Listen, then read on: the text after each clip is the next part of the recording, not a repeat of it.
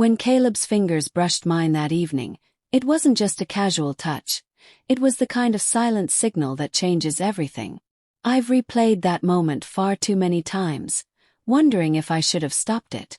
But some moments, they refused to fade. The wooden steps of the porch creaked gently as I stepped out into the morning chill. The sky was still sleepy, with the sun just beginning to cast its golden breath across the yard. I wrapped both hands around my coffee mug, grounding myself in the steam and silence. The breeze teased the hem of my robe, lifting it slightly as I took a long sip. Then came the doorbell. Not loud, but enough to break the stillness.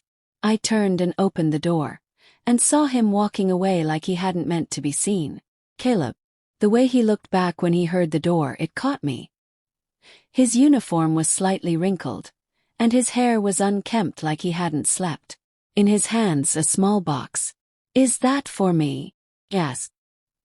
He turned back, nodded and stepped closer, his movements uncertain. When I reached for the box, my fingers grazed his, intentionally longer than needed. He noticed but didn't pull back. The open door behind me invited him without words.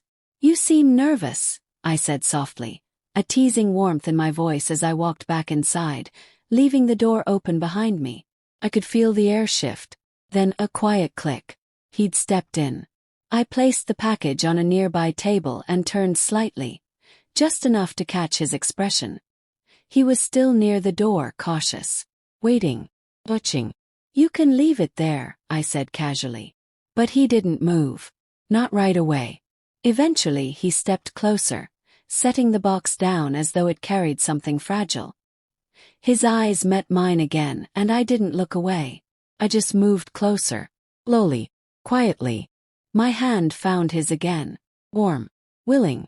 "You don't have to say anything," I whispered. Caleb's hand curled around mine. Not too tight, just present. I took one step closer and he mirrored me. No rush. Our breaths met halfway, soft and warm. His gaze dropped for a moment, then lifted again, filled with something deeper. Uncertainty, curiosity, longing. The silence between us grew heavy, but not uncomfortable. It was the kind of silence that holds space for unspoken things. I leaned a little into him, and he didn't step away. My fingers slipped gently down his arm, until I reached his wrist. His pulse thumped beneath my touch. "Lena," he said finally, voice low, a little strained. "I shouldn't be here." "But you are," I replied, meeting his eyes. "Was." Then he took the final step forward. His chest nearly brushed mine, but he held back. His hand lifted, slowly, as if unsure whether he had permission to reach. I gave him a nod, nearly imperceptible, and that was enough. His fingers touched my arm, trailing up to the curve of my shoulder. My robe had shifted slightly, revealing the soft skin beneath. He didn't push, just touched, delicately, reverently. The moment held stillness and fire all at once. "I don't want to mess this up," he murmured. "You won't," I whispered. His lips met mine, soft, tentative. A gentle seeking, not demanding. My hand found the back of his neck, pulling him a little closer. The kiss deepened but never rushed. When we parted, there was a hush between us. A quiet understanding that something had shifted. I turned slightly, resting my back against the table. Caleb stepped closer again, more confident now, placing both hands on the edge beside me. I could feel the warmth of him, the unspoken tension still lingering. Our lips met again, longer, steadier. My arms wrapped around his neck, his around my waist. We stayed in that embrace longer than I could measure. Minutes passed like seconds. Knock. We froze. One single, deliberate knock. Not loud but firm. Caleb looked at me, his breath shallow. "Were you expecting someone?" I shook my head, dread crawling up my spine. Together we stepped toward the door. On the doorstep was a small, aged box. No return address, no note. Inside, a single old photograph.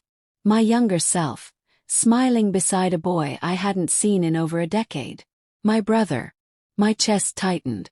This is from Eli." Caleb looked confused. Who? My brother. We lost touch years ago. He placed a hand gently over mine. Someone wanted you to remember. That night we sat on the couch side by side, the photo on the table in front of us. No more words were exchanged for a long time. My head leaned on his shoulder, and Caleb simply let me be. The wind outside whispered through the trees. The photograph sat between us like a bridge to something unresolved. But with Caleb there, I wasn't afraid to face it anymore. I glanced at him. Will you stay? His eyes met mine. As long as you want me to. And in that quiet I knew. This wasn't the end of a story. It was the beginning. The days that followed unfolded like a fragile truce between past and present. Caleb and I continued meeting, sometimes with words, sometimes with silence. The comfort of his presence was enough. One morning I returned to the photograph, turned it over. Name, address, a date just a few days away. I didn't want to go alone. Caleb drove. The address led us to a quiet town an hour out. An old building, part home, part workshop. A man answered. Older now, weathered but familiar. Lena.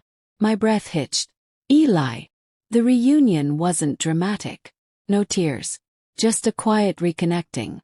Talk. Cleared the air. Forgave. And Caleb, he waited patiently nearby. Giving me space. Holding me steady without holding me back. As we left that evening, my brother hugged me one last time and handed me another photo. This one of our parents. I hadn't seen it before. You should keep it, Eli said. You were always the one who remembered the best parts.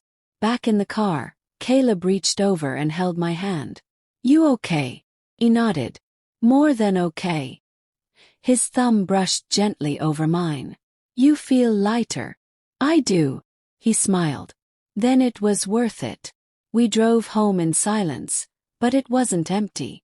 It was full of the things we didn't need to say anymore. Weeks passed. Caleb became part of my life in ways I hadn't expected. Quiet breakfasts, shared books, evenings on the porch.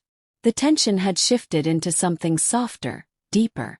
One night, as we stood outside watching the stars, he turned to me.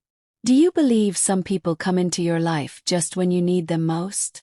I looked at him. I do now. He leaned down and kissed me, slow, steady, certain. I wrapped my arms around him, anchoring myself in that truth. And in the stillness of that moment, with the stars above and his heartbeat close, I realized something. Caleb hadn't just walked into my life. He'd walked into my story. And this time I was ready to write it from the start. Together.